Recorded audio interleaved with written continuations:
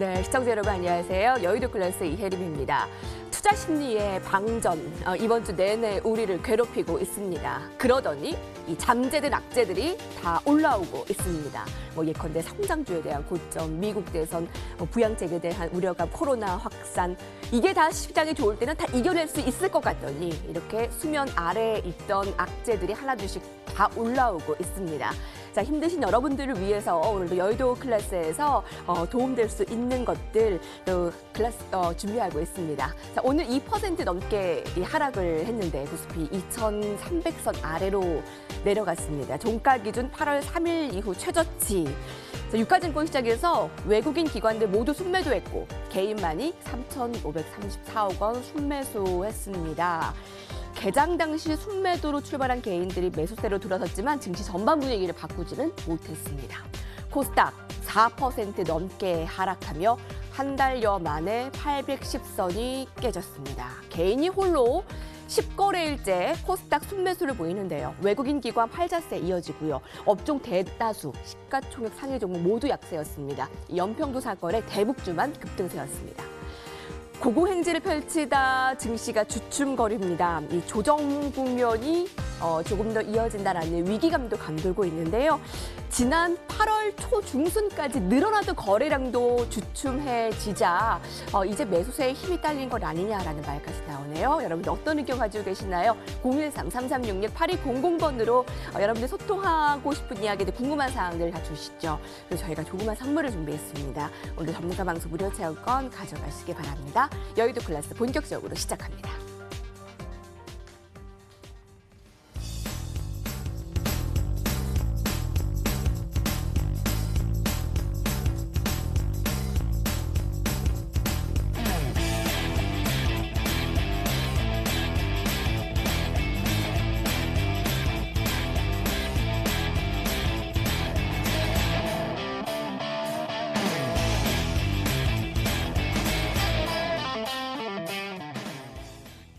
네, 여의도 클래스에서는 이제 지수가 좀 더 어려운 국면에서 아무래도 우리가 또 수혈이 필요하다라고 해서 새로운 전문가를 모셨습니다. 오늘 급등왕 전문가께서 새로 함께해 주시고요. 단양생 전문가님 어서 오십시오. 안녕하십니까? 네, 안녕하십니까? 네, 반갑습니다. 참 네, 반갑습니다. 말씀대로 급등왕이라는 이름대로 개투자자분들에게 좀 좋은 수익이 됐으면 좋겠는데 네. 참 시국인 만큼 이럴 때 네. 내가 합류를 하니까 시청자분들에게 어떤 인사를 해주실지 좀 궁금한데 좀 인사 한마디 부탁드릴게요. 네, 저는 급등왕으로 지금 그 활동을 또 시작하게 되었습니다. 사실상 제가 그 전문가 활동을 한 것은 올해로 21년째입니다.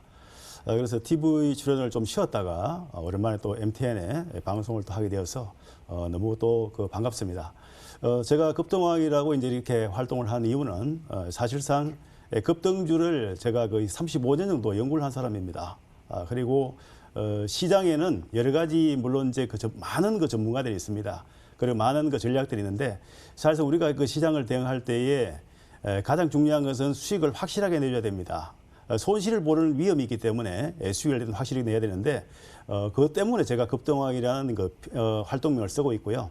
그래서 앞으로 이 급등왕을 통해서 또 여기 참여하시는 MTN 시청자 여러분들께서 도움이 될 수 있는 좋은 정보를 제공할 수 있도록 최선을 다해서 도와드리겠습니다. 급등주를 35년간 연구했다. 어떤 우리에게 기회를 줄지, 분명히 종목들 급등에 수익을 줄 만한 종목들이 또 한 달 뒤에 보면 이랬다라는 또 기쁨을 줄 수 있으니 지켜봐 주시고요. 먼저 급등왕 전문가께서 보는 오늘 시황에 대한 판단 한마디 주실게요.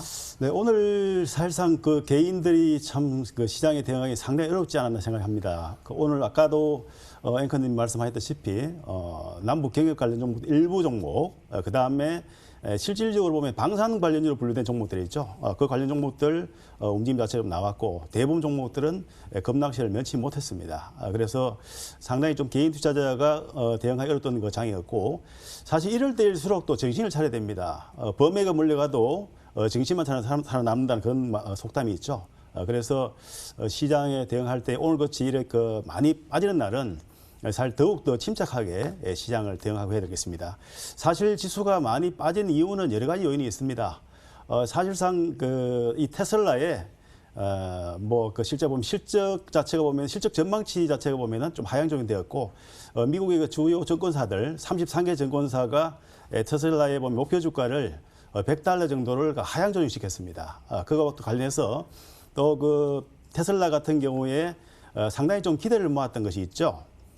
테슬라의 말 그대로 배터리 데이. 그게 자체가 보면은 기대치만큼 또 되지 못해서 미국 시장이 급락을 했고 그와 관련해서 국내 시장도 상당히 많이 빠지지 않았나 생각됩니다. 그래서 이 국내 시장 같은 경우에 보면은 미국 시장과 그동안에 디커플링으로 미국이 나왔었는데 오늘 같은 경우는 완전히 커플링 되어 가지고 네. 같이 빠져버리는 그런 날이었다. 그렇게 좀 말씀드릴 수 있고요. 어쨌든 이럴 때일수록 더욱더 정신을 차리고 잘 또 시장을 분석하면은 좋은 결과가 나오지 않겠나 그렇게 생각합니다. 정신은 정말 바짝 차려지고 있습니다. 며칠 동안에 최근에 몇 개월 번 돈을 한꺼번에 이렇게 날아가는 경험을 하신 분들이 굉장히 많으시고요. 특히 이제 영끌이라는 막 단어까지 생겼잖아요. B2에 이어서 뭐 영혼까지 끌어들여서 주식하시는 분들의 지금 굉장히 혼란스러운 상황에서 저희도 여의도 클래스에서 사명감이 더 크다고 생각이 되고요. 단양생 전문가님 어떻습니까? 좀 더 여러분들이 예측하고 좀 하는데 좀 도움이 됐으면 좋겠는데 오늘 자 한마디부터 주시죠. 지금 같은 경우는 유동성장에 대한 어떤 피로가 누적됐다라고 보여지고요.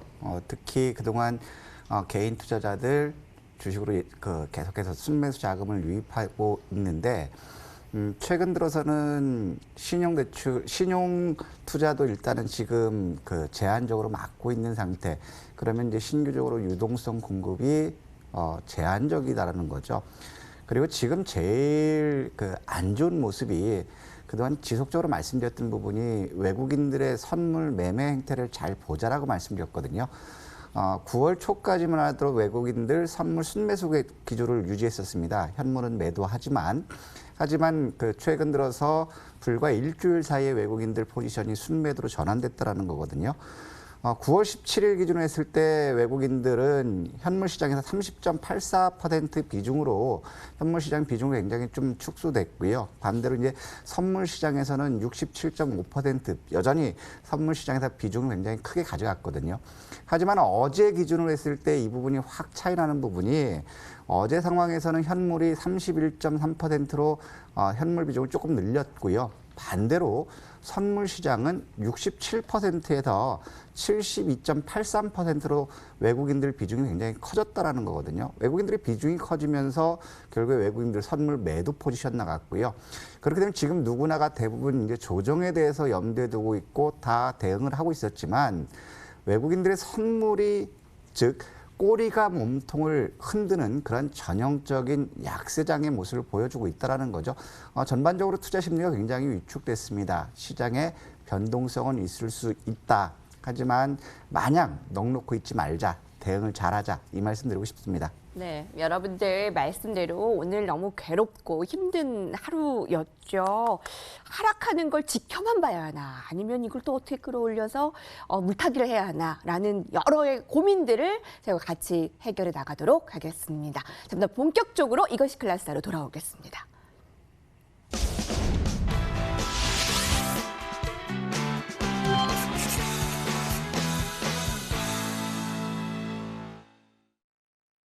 네, 매크로 클래스 시작합니다. 여러분들 같이 위안이 되도록 저희 문자 메시지를 받고 있는데 013-3366-8200번으로 같이 의견을 좀 나누면서 선물도 받아가시고 이게 위안이 될지는 모르겠지만 힘이 나는 시간이 됐으면 좋겠습니다. 최근에 많은 전문가들에게 왜 이렇게 주식시장 많이 빠져요? 라고 질문을 하면 그동안 뭐 너무 많이 올랐지. 주식은 뭐 제자리를 찾아가는 셈이니까 라고 얘기를 하는데 그러면 이게 제자리라는 게 이게 어디로 찾아가는 것인지에 대한 궁금증의 해답이 지금 가장 필요할 때가 아닐까 싶습니다. 자, 그래서 매크로 클래스 준비했습니다. 오늘 주제를 통해서 같이 토론을 해보겠습니다. 먼저 주제 함께 공개하죠. 네, 급증왕 전문가께서 주제를 선정하셨는데 미증시, 겹악재 급락을 하고 있습니다. 연휴 전까지 계속 미윤형님 노릇을 할까? 연휴 전까지라는 타이틀을 봤을 땐 그때까지는 좀 변동성 있지 않을까 싶은데 이제 얼마 안 남았어요. 금, 월, 화 어떻습니까? 네, 일반적으로 그 명절을 앞두고는 사실상 시장의 변동성이 있었습니다. 항상 있었고 설이나 추석이나 전에 변동성이 있었는데 사실상 이제 한 일주일 전부터 해서 변동성이 있고 그리고 명절을 앞두고 하루 이틀 정도는 대부분 조금 시장이 안정을 보이는 그런 기간을 보였거든요. 그렇다면 결국 오늘하고 내일하고 정도 시장이 변동성이 있다 하더라도 다음 주 정도는 어느 정도 시장을 좀 안정을 찾지 않겠나 생각되고요. 그리고 최근에 지속적으로 지수가 많이 빠졌습니다. 지수가 많이 빠졌기 때문에 지금 같은 경우에 이제 주식을 보유하시는 입장 봤을 때는 어느 정도 이제 반등이 나올 때 됐다는 거죠. 코스피 지수가 단기간 빠졌기 때문에 기술적 반등이 빠르면 내일 늦어도 다음 주 월요일에는 반등이 나오지 않게 생각됩니다. 그래서 시장에 대응할 때에 일단 오늘 많이 빠졌다고 해서 내일도 많이 빠질 거라는 그런 어떤 우려감 그런 것보다는 일단 시장에 대응할 때 좀 안정적으로 좀 아까도 말씀드렸다시피 침착하게 대응하는 것이 맞다 그렇게 말씀드리고요. 사실상 미국 시장 같은 경우에는 2008년도 리먼 사태 이후에 거의 12년 동안 지수가 계속적으로 다우, 나스닥 그리고 S&P 500까지 지속적으로 상승을 했기 때문에 그런 장기간 상승한 이유는 뭐냐 하면은 거대한 유동성입니다. 미국의 양적 완화가 계속적으로 진행이 되었고 시장이 좀 빠진다 싶으면 양적 완화, 경기 부양 계속적으로 재정을 실제 공급을 하고 그런 상황이기 때문에 그런 부분들이 결국은 미국 시장의 상승의 동력이었고요. 최근 같은 경우에도 사실상 나스닥 같은 경우는 12,000포인트까지 상승을 했습니다. 사실상 좀 상상할 수 없는 그 정도의 상승을 했다는 것이죠. 다우지수 역시 마찬가지입니다. 거기에 비해서 코스피 지수 같은 경우는 상대적으로 많이 오르지 못했죠. 자, 그렇다면 지금 오늘 사실 주제하고는 조금 다를 수 있습니다만은 이것을 좀 말씀드리겠습니다. 주식 투자자가 시장에서 주식을 투자한 이유는 수익을 내기 위해서 투자를 하는 것인데 시장의 위험을 안고 주식 투자를 한다는 것이죠. 그렇다면 시장의 위험을 안고 주식 투자를 한다면 어떻게 되겠습니까? 정부에서도 마찬가지로 지금 여러 가지 보면 지난번에 이번에 코로나19 사태 있을 때 사실상 공매도 일시적인 제한 그게 있었고 실제 9월달 또 연장해서 내년 3월 15일까지 공매도도 보면은 이제 제한을 연장을 하고 그런 좋은 정책들도 있었고 그리고 또 하나는 뭐냐면은 실제 거래세 또 일부 인하를 했습니다. 그런데 이 대목에서 제가 말씀을 드리고 싶은 건 뭐냐면은 국내에 보면은 투자자, 그리고 지금 동학개미로는 많은 투자자들이 실제 보면은 국내에도 투자하지만 해외에도 상당히 많이 투자를 하고 있습니다. 지난해보다도 더 많이 투자를 해서 해외에 투자한 금액에도 한 25조 원 정도 됩니다. 그렇기 때문에 그러면 해외에 투자한 이유는 물론 해외 여러 가지 성장 동력이 있는 그런 기업들, 좋은 기업들에 투자하기 위해서 투자를 하기는 하겠지만은 정부의 어떤 정시에 대한 제도적인 부분이죠. 그런 부분들도 상당히 중요합니다. 그래서 이 대목에서 제가 말씀드리고 싶은 것은 다름이 아니라 실질적으로 대주주 요건이 올해까지만 10억 정도였는데 종목당 내년부터는 3억 정도로 축소가 됩니다. 그 관련해서 보면은 결국 연말에 주식을 팔지 않으면은 대규모의 대량의 그런 어떤 양도 소득세를 내야 되기 때문에 양도 차익에 대한 소득세를 내기 때문에 그거 관련해 가지고 12월만 되면은 개인 투자자가 최근 5년 동안 봤을 때 거의 3조 원 정도가 매도가 나왔습니다. 그래서 계속 연말 되면 시장이 빠져서 출렁거리고 또 이제 연초가 되면 빠져나갔던 또 큰 손이나 개인들이 또 들어오고 그래서 상당히 좀 불안정 음이 나왔는데 사실상 정시의 정상적인 기능은 뭐냐면은 기업들이 정시에 상장을 하고 그리고 자금 조달을 하고 그리고 기업이 필요한 그 자금들을 기업이 공급을 받아서 또 투자도 하고 그렇게 하게 되는 것이고 또 개인들 입장에 봤을 때는 뭐냐면 투자자 입장에 봤을 때는 실제 투자를 함으로 있어서 시세 차익도 물론이고 또한 배당 투자에 대한 그런 기대도 있어야 됩니다. 그렇다면 결국 12월 달에 주식을 팔아야 하는 어처구니 없는 상황. 이거는 뭐냐면은 최소한 이 정부에서 어떤 물론 국회에 지금 통과된 걸로 알고 있습니다만은 제도적인 손질이 좀 필요하다 저는 그렇게 생각합니다. 제 개인적인 생각으로. 그래서 진짜 가능하다면 개인 투자자가 편안하게 주식을 좀 투자할 수 있는 그런 좀 한국 주시장이 됐으면 좋겠다 생각되고요.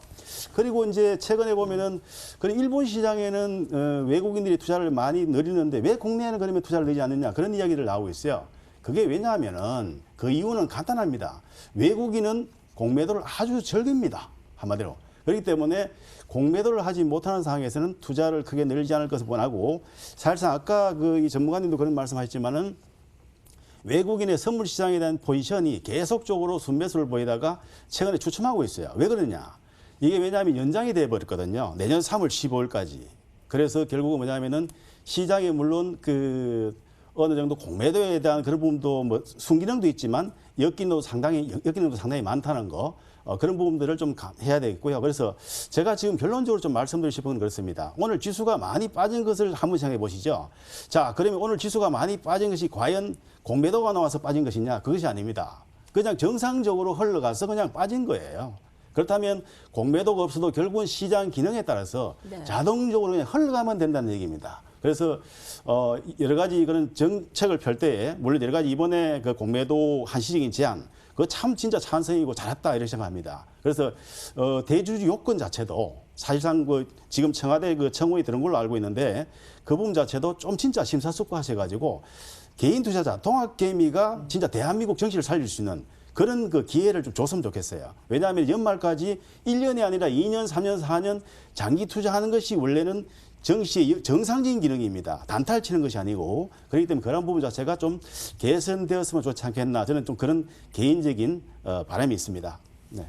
네, 대주주 조건 완화에 대해서 아무튼 여러 정부가 또 개인 투자자들의 환경이 좀 좋은 주식 시장이 돼야 된다라는 오늘 처음 나오셔서 그런 얘기를 해주셨는데 그런 좀 더 전략의 구체적인 면들을 한번 끌어내볼까요? 지금 위안화 가치도 그렇고 지금 한국 원달러 환율이 약세를 보이다가 다시 달러화가 다시 강세로 사실 달러 약세일 때도 외국인의 매수다운 매수는 없어서 좀 아쉬웠습니다. 그런데 달러가 다시 강세로 돌아서면은 이렇게 되면 외국인의 매수가 더 기대할 수 없는 상황이 되지 않나요? 지금 더 그런 부정적인 영향일까요? 네, 사실상 보면 외국인들이 투자를 하는 결정하는 데 있어 가지고 한 두 가지 정도 큰 요인이 있습니다. 하나는 뭐냐면은 투자 대상국의 주가가 아주 보면 저평가되었다고 판단되었을 때 그때 실제 보면 투자를 하는 것이고 또 하나는 환율의 추이입니다. 예를 들어서 외국인이 한국에 투자를 할 때에 원달러 환율 자체가 하락 추세이냐 상승 추세냐. 그리고 결국 뭐냐면은 원화의 가치가 상승하는 추세인지 아니면 원화의 가치가 하락하는 추세인지 거기에 따라 투자를 결정하게 되는데 최근에 원달러 환율 자체가 하락을 했어요. 바꿔 얘기하면은 원화의 가치가 상승을 하는 그런 추세였습니다. 그리고 결국 외국 입장을 봤을 때는 국내 한국 시장에 투자를 하면은 환차 이익을 얻을 수 있는 그런 구조였다는 거죠. 시세 차익은 차치하고라도 환차익을 얻을 수 있기 때문에 상당히 외국인이 투자하기 좋았던 그런 시기였는데 그러면 왜 외국인이 투자하지 않았느냐. 아까 그 부분에 대해서 한번 말씀드렸습니다. 왜냐하면 외국인 투자할 때는 또 현물도 현물이지만은 선물 시장에 대해서 연계해서 베팅하는 선물 시장 연계해서 보면 결국은 공매도도 하고 그런 거 매매를 많이 하는데 사실 그 부분 자체가 지금 제한적으로 일시적으로 금지가 되어 있기 때문에 그런 어떤 투자자 외국인 입장 봤을 때는 자금 유입 자체가 더디지 않나 생각되고요. 그리고 사실상 이제 우리가 생각할 건 뭐냐면 시장에 냉정하게 봐야 됩니다. 지수가 많이 올랐잖아요, 사실상. 글로벌 시장 G20 국가 중에서 거의 두 번째 순수로 많이 올랐다고 생각합니다, 최근에. 그렇기 때문에 많이 올랐기 때문에 거기에 대한 조정은 자연스럽다. 그러니까 지수 자체가 보면은 이 조정을 보이는 것이 어떤 호들갑을 떨 필요도 없고 사실상 미국 시장 크게 보면 나무랄 것도 없고 국내 시장 자체도 사실상 많이 올랐기 때문에 자연스럽게 되돌림이 나오는 거라고 생각을 해야 되겠고요. 다만 아까도 말씀드렸다시피 그러면 지수가 많이 빠졌다고 해서 무작정 팔 것이냐 그것은 아니고 단기적으로 많이 빠졌기 때문에 내일이나 빠르면 내일 늦어도 다음 주 월요일 정도는 지수가 안정을 찾으면서 어느 정도 반등 시도가 나올 것으로 보입니다. 다만 이후에 시장의 그런 방향성은 어떨 것이냐, 지수가 본격적으로 강한 상승이 나올 것이냐, 저는 그렇게 보지는 않습니다. 왜냐하면은 실질적으로 어느 정도 정부의 지금 현재 보면은 개인 투자 지표를 봤을 때는 연말에 대주주 요건 그거에 대해서 상당히 신경 쓰고 있거든요. 네. 자, 자기 주식 가지고 있는 3억 종목당 3억 가지고 있는 그건 알 수 있지만 친인척이 가지고 있는 거 알 수 없지 않습니까?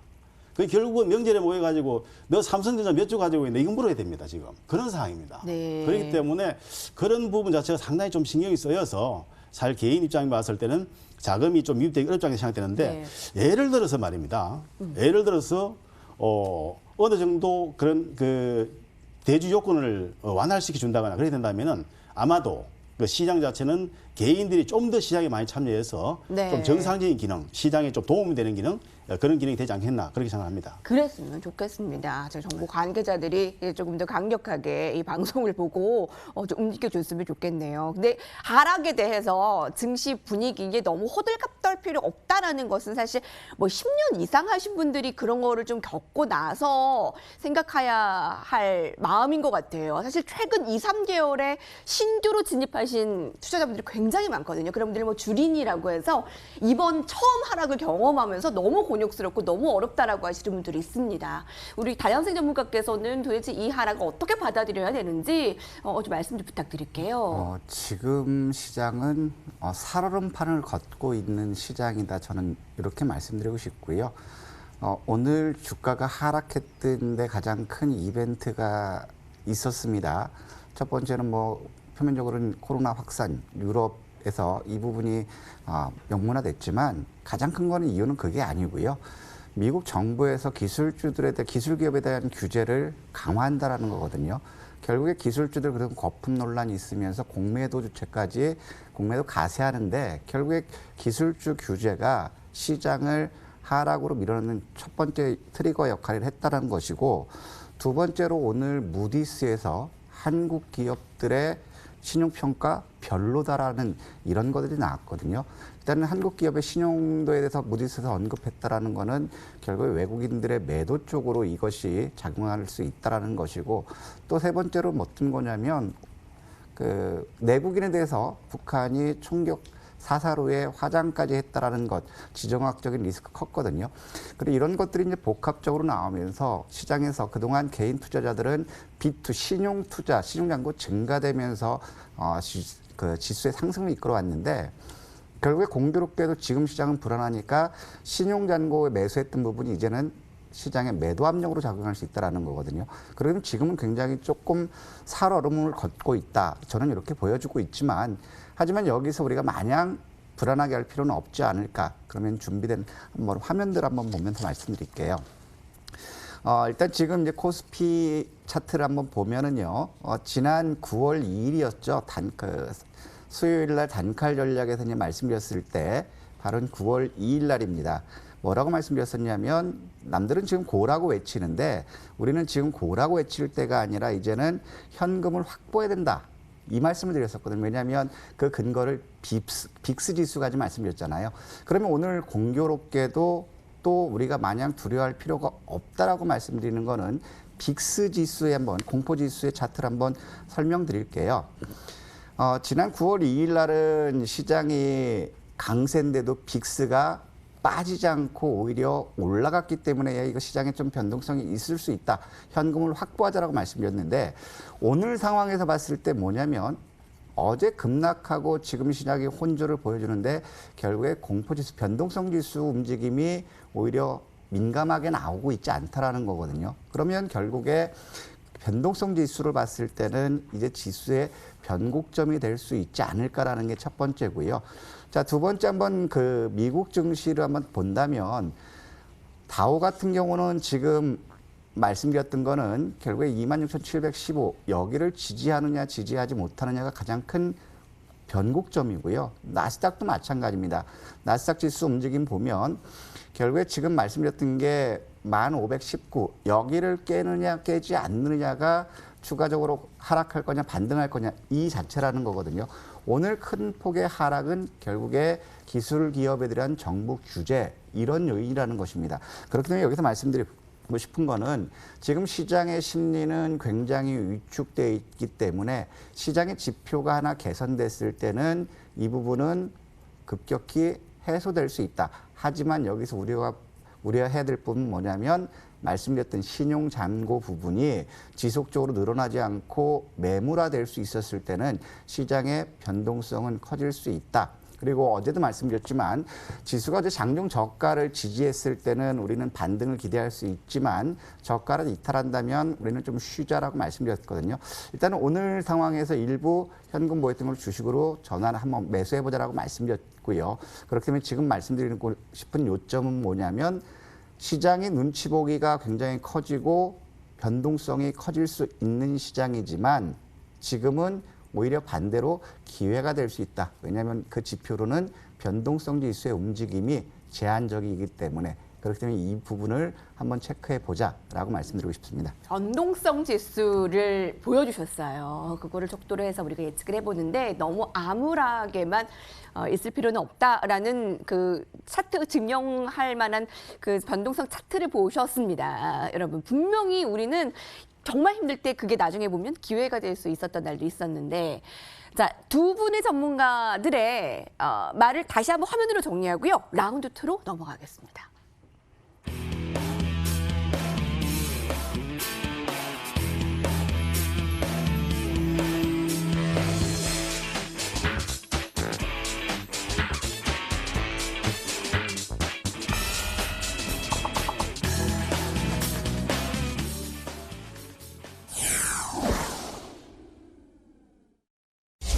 네, 지금 투자 심리는 위축을 넘어서 좌불안석입니다. 그래서 저희가 오늘은 특집성으로 트렌드 클래스 좀 더 연속 성장에서 주제를 선정을 했습니다. 급동화 전문가께서 아주 기가 막히게 주제를 뽑아오셨어요. 함께 보시죠. 동학개미의 힘 역부족? 급락장 어떻게 대응해야 되나? 동학개미가 끌어올린 시장에서 유동성의 힘이라는 단어를 너무 많이 들었는데 메이저 수급이 없어도 우리는 너무나 잘해왔습니다. 네. 근데 이게 이제 한계에 다다른 것이냐. 근데 아까 하락에 너무 호들갑 떨 곳은 없다라고 하셨는데 예측 측면에서 막 2,200도 갈 수 있다. 2,200도 깰 수 있다. 막 여러 예측들이 막 들리거든요. 네. 급등화 전문가께서는 어떻게 보시고 어떻게 대응해야 합니까? 네, 시장에 대해서 우선 여기 제목 자체를 아주 좀 자극적으로 붙이신 것 같은데요. 어쨌든 그 동학개미가 그동안에 국내 시장에서 올해 1월 달부터 해서 지금 현재 9월 달까지 9월 23일까지 보면은 그 개인이 보면 그 자금이 들어온 것이 약 59조 원이 들어왔습니다. 59조 원을 정시해서 사실 매수를 했습니다. 그리고 그동안에 같은 기간에 외국인하고 기관은 한 약 29조 원 정도 팔았어요. 그래서 결국 뭐냐면 자 59조 원 매수한 가운데서 신용융자 잔고가 한 10조 원 증가했단 말이죠. 그러면 결국 빚을 내서 투자한 것은 10조 원을 빼고라도 49조 원이라는 자금이 순수하게 들어왔습니다. 그 다음에 플러스 거기서 고객예탁금이 한 20조 원대에서 한때는 60조 원대가 넘었었죠. 근데 지금 현재 50조 원대까지 움직임이 나오고 있습니다. 그렇다면 결국 뭐냐면은 개인 자금이 어마어마하게 들어온 겁니다. 지금 이미 베팅한 자금이 49조 원 정도가 되고 그리고 정시에 들어와 있는 자금이 30조 원이 더 들어와 있어요. 그런데 우리가 아는 결국은 국내의 그 유동성입니다. 유동성은 약 1200조에서 1300조 정도로 알고 있습니다. 그렇기 때문에 그러면 개인들이 힘이 빠져서 과연 시장에 지금 적극적으로 대응하지 않는 것이냐. 그것이 아니라고 봅니다. 저는 왜냐하면은 시기적으로 봤을 때 지금 개인들도 그냥 옛날 뭐 그냥 묻지마 투자하지 않거든요. 지금 아주 스마트합니다. 스마트 게임입니다. 말 그대로. 그렇기 때문에 시장을 보니까 미국 시장 이미 엎어졌고 좀 깨지니까 물론 미국 시장 이따 점검 드리겠습니다. 다우나 나스닥이 아직 본격적인 하락 국면은 아닙니다. 이제 조정이죠. 조정인데 일단 그런 미국 시장이 좀 그 실제 조정을 보이고 그러다 보니까 국내 시장 같은 경우도 그렇다면 국내 시장도 이제는 조금 조심할 때 되었다. 왜냐하면은 지금 코로나 팬데믹 상황에서 사실상 물론 그 글로벌 시장에 비해서 국내 시장이 상당히 경제가 견조합니다. 기업들 실적도 견조합니다. 그렇지만 그렇다고 하더라도 그런 전 세계적인 그 실제 코로나 팬데믹 상황에서 실제 보면 지수가 연중이 아니라 사상 최고치에 거의 근접해 가는 그런 상황이 된다 그러면 분명히 이것은 부담될 수밖에 없는 겁니다. 그래서 스마트 개미들이 동학 개미들이 결국은 바보가 아니라는 거죠. 시장에 대해 가지고 지금은 들어갈 때가 아니야. 지금은 그냥 뭐 몇 주를 받든 공모주 투자하면서 때를 기다려 보자. 지금 그런 거거든요. 그래서 지수가 사실상 많이 올랐다고 해서 그냥 부담스럽다기보다는 다만 그동안에 실제적으로 많이 올랐으니까 거기에 대한 일정 부분의 조정은 나와야 되는 상황이었고 그래서 자연스럽게 지금 조정이 나온다고 볼 수 있겠고요.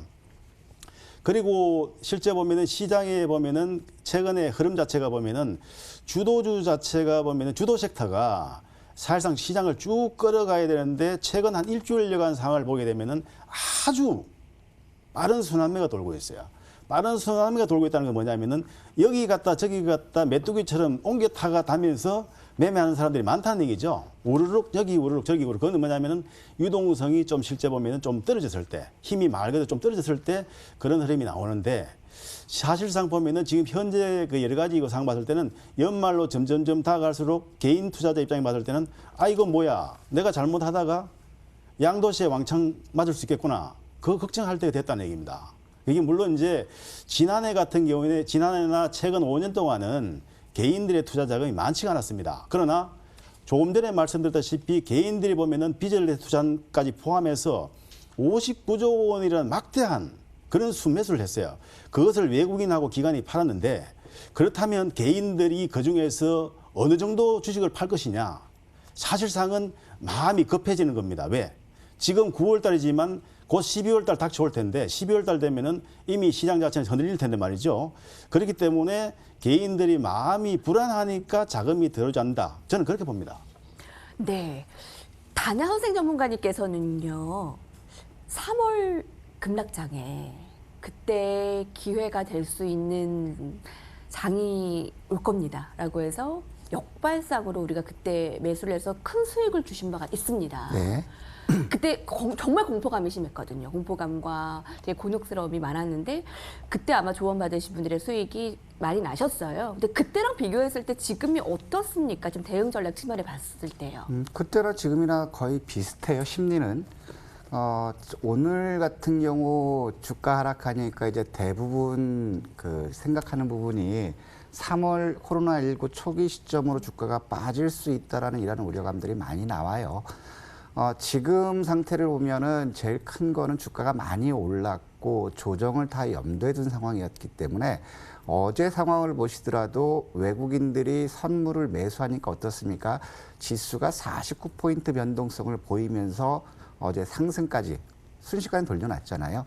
이거는 결국에 그만큼 시장의 심리가 굉장히 위축됐다라는 거고 매수 여력이 적다라는 거죠. 관망하는 게 굉장히 크다라는 거죠. 하지만 여기서 봐야 될 부분은 뭐냐면 3월 시점으로 되돌아가는 거는 극히 어렵다고 판단되는 게, 잘 보셔야 될 게 지금 현재 예탁금 기준가 3월 기준으로 했을 때 약 2.5배 정도로 예탁금이 강하게 증가했다라는 것이고요. 외국인들 비중이 낮아졌다라는 겁니다. 그렇게 되면 지금 상황에서는 결국에 이것이 조정이 단기적인 조정일 수도 있고 한 번 더 흔들릴 수는 있는 여건 되지만 3월과는 지금 질적으로 차이가 난다. 저는 그 말씀 드리고 싶고요. 오늘 상황에서 여러분들께 말씀드려야 될 건 뭐냐면 지금 이걸 한번 보여드릴게요. 최근 들어서 기관들, 특히 금융 투자자들이 집중적으로 이제 매도를 하면서 욕을 많이 먹고 매도할 수밖에 없잖아요. 한번 이걸 보여드릴게요. 금융 투자자들이 지금 지속적으로 매도하는 부분이 올 1월 달에 89조 4천억 원의 그 주식형 수익증권 잔고가 오늘 현재 70조 5천억까지 빠졌거든요. 대략적으로 18조 원 이상이 지금 빠져나갔다라는 겁니다. 금융투자 입장에서는 개인 투자들이 직접 투자하기 때문에 펀드 환매가 나오고 있다는 거죠. 그렇기 때문에 금융투자 입장에서는 매수할 여력이 없는 거고, 반대로 여기서 봤을 때 2017년 제일 작았던 금융투자의 금액이 지금 보면 대략적으로 68조거든요. 그럼 지금 현재 70조면 금융투자들도 결국에는 매도할 수 있는 여력은 다 다른 거 아닌가 이렇게 생각되고요. 반대로 지금 이걸 한번 보여드릴게요. 이거는 코덱스 인버스 곧버스거든요.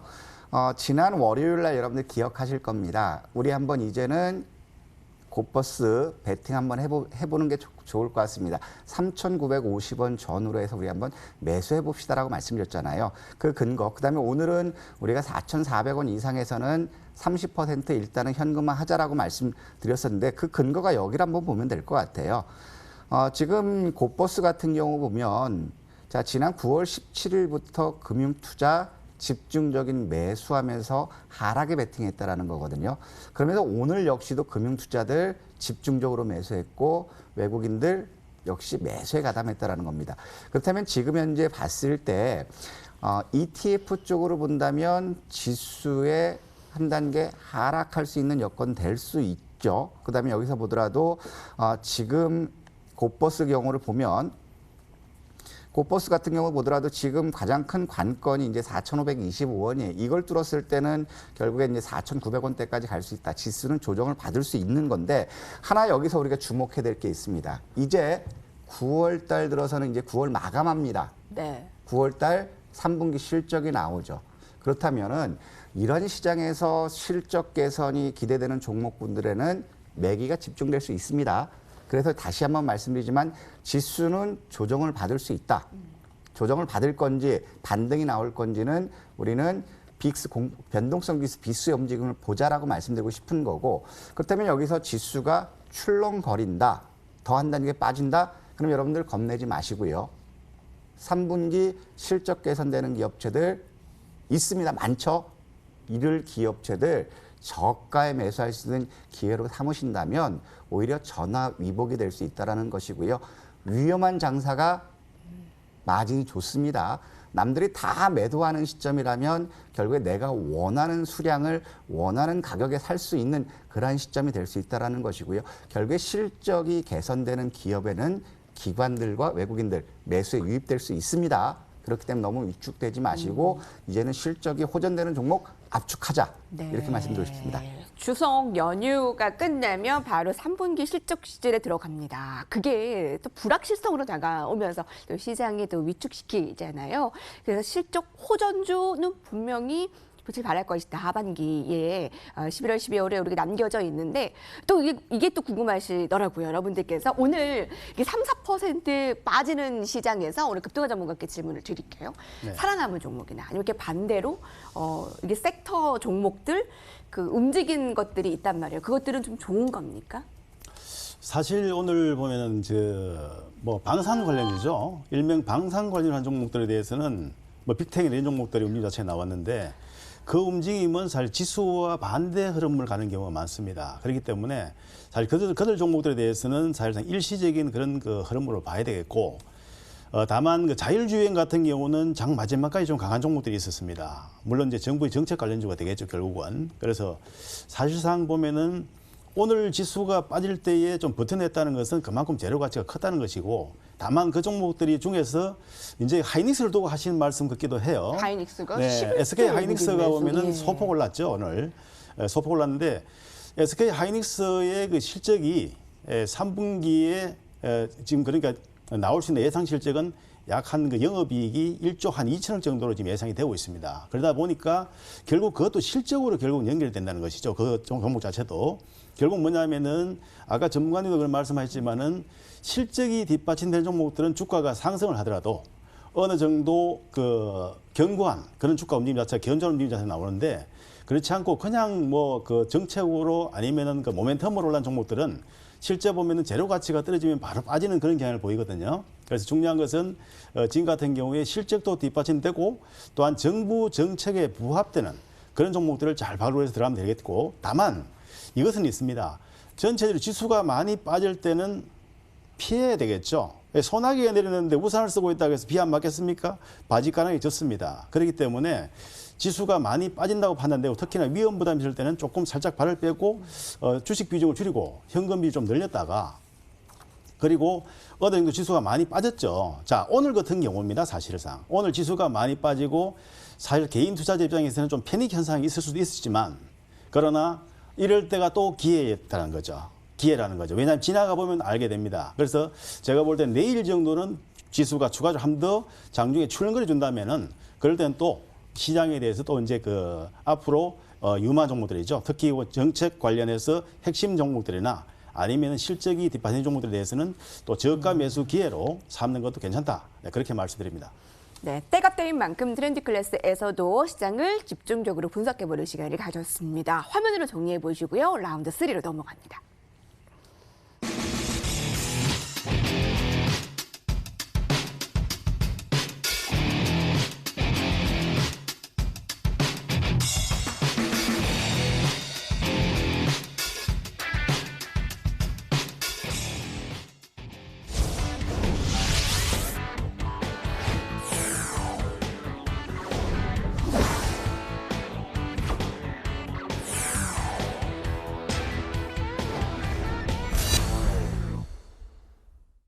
네, 여러분들 종목은 어떠세요? 생각보다 하락이 더 크게 나타나면서 어떻게 손을 써야 될지 모르는 상황이기도 하고 이거를 물을 타야 될지 아니면 리스크 관리를 해야 될지 많은 고민이 있는 상황에서 네, 우리 전문가들의 종목은 어떻게 되었는지 여러분 함께 봐주실까요? 이제 급등화 전문가님께서는 오늘 처음이시니까 네. 점검할 종목은 없고요. 단현생 전문가님과는 가장 최근에 제시가 되었던 한컴 MDS 더 올라갈 수도 있었는데 시장 상황이 이런 만큼 좀 최고가를 이렇게 목표가까지 가는 상황에서 좀 주춤하고 있습니다. 어떻게 해야 되나요? 한컴 MDS를 말씀드렸던 거는 뭐냐면 정부의 그린 뉴딜 정책이 결국에 자율주행 섹터라든가 전장 쪽까지 확대될 수 있다. 그러면서 차량용 소프트웨어 관련된 데들이 파급될 수 있지 않을까 그런 기대감이었는데 결국에 제 생각과는 좀 반대로 갔어요. 하지만 지금 상태로 봤을 때 자율주행 쪽으로도 이제 모멘텀이 돌아갔거든요. 그러면 결국에 이제 차량용 소프트웨어라든가 이런 쪽 관련된들 그다음에 인공지능이라든가 이런 부분들 한컴 MDS 사업 부분이 다 괜찮거든요. 3분기 실적도 괜찮습니다. 일단은 지금 시장이 불안하니까 말씀드렸던 건 손절 가격 1,800원. 일단은 이 가격을 제시해드리지만 저는 한 번쯤 목표가까지 지속적으로 들고 와도 무방하다. 왜냐하면 조만간 있으면 이제 3분기 실적 발표가 나오고 3분기 실적에 대해서 어닝 서프라이즈라든가 실적 개선이 기대되는 종목에 대해서는 결국에 기관들 매수 유입될 수 있다. 한컴 MDS 저평가 국면입니다. 그렇기 때문에 지금 현재 손실 보고겠지만 일단 시장 불안하더라도 좀 더 지켜보자라고 말씀드리고 싶고 안전하게 간다면 1,800원 이탈한다면 현금화하고 다시 10,000원 선이죠. 여기를 지지하는 거 보고 재도전하자 이 말씀 드리고 싶습니다. 네, 전략 점검했습니다. 한컴 MDS뿐 아니라 여러분들 가진 종목들도 다 개개별을 다를 것 같아요. 어떤 종목들 보고 계신가요? 급등한 전문가께서는 35년간 급등주를 연구하셨다고 하니까 오늘도 첫 종목이만큼 되게 잘 종목을 선정해 오셨겠죠? 네, 사실상 오늘 같은 날 이런 날은 지수도 많이 빠지고 시장의 변동성이 클 때는 솔직한 얘기로 전문가 입장에서 주식 추천을 드리기가 종목을 드리기가 사실상 상당히 좀 부담스럽습니다. 그래서 평소에 사실 제가 드리는 그런 종목이 아니라 충분하게 하락 조정을 보인 1단계 상승 충분히 하락 조정을 보인 종목을 오늘 들고 나왔는데요. 이 종목을 지금 말씀드려도 됩니까? 네, 말로 공개해 주세요. 네. 그래서 너무 큰 기대는 가지지 마시고요.